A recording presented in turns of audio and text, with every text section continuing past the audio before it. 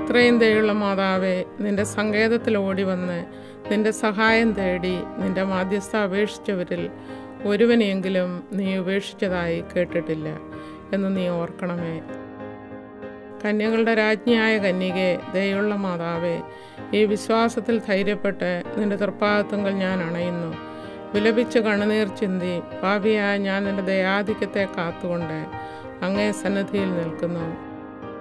അവതരിച്ച വചനത്തിൻ്റെ മാതാവേ, എൻ്റെ അപേക്ഷ ഉപേക്ഷിക്കാതെ ദയാപൂർവം കേട്ടള്ളണമേ. ആമേൻ.